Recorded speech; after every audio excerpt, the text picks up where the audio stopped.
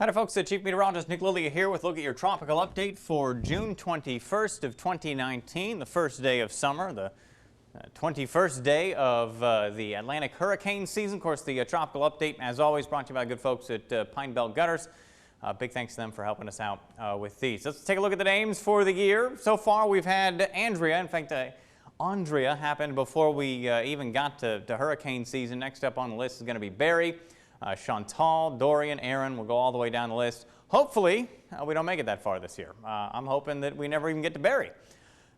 Chances of that happening very low, but we can dare to dream, right? Right now, this time of the year, generally, we're looking just off the coast of the Gulf of Mexico, down into the northwest Caribbean, and just off the east coast as well for climatological development of tropical systems. So, kind of historically speaking, as we get through June, I mean, here we are June 21st, so we're getting toward July.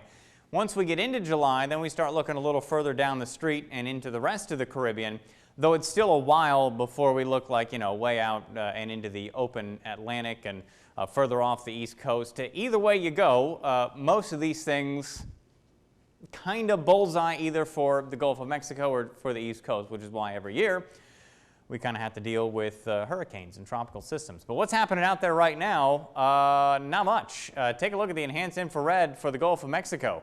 Nada. In fact, outside of just a couple of clouds stream in this direction from parts of Mexico, things are pretty benign and not much happening. Zooming it out and looking across the Atlantic, we've got a couple of showers and thunderstorms, a little bit of convection off of the coast of Central America and the southern Caribbean back in behind me and out into the open Atlantic. It's a little too early in the year for this, but we've got a couple of thunderstorms out there, a little bit of convection. And then just off the coast of Africa, we've got a blow up there, but as you kind of get off the coast, most of them tend to kind of fall apart. The water's just not warm enough this time of the year to sustain any convection or any thunderstorms that are out there. These are also riding pretty far off to the south of the Cape Verde Islands there, which is a good indication the further south they go, the little more difficult it is for any of them to get better organized, which is good news. Over to the 700 millibar moisture 850 vorticity map from the GFS. This is looking in the mid-levels at how dry it is, and that's the grayed out areas where it's nice and dry. And then in the lower levels, 850 vorticity, that's where you see the yellows and the greens and the blues and eventually the oranges and reds. That's where you've got some good rotation in the atmosphere. Vorticity is the fancy weather term for spin in the atmosphere. And I'll tell you that we got plenty of dry air across the Gulf right now, and we get another shot of it as we head through the weekend. With it, some Saharan dust in there, so you could see maybe a little bit of extra haze, sure, but also some very colorful sunsets if you're down along the coast and looking out into the Gulf of Mexico.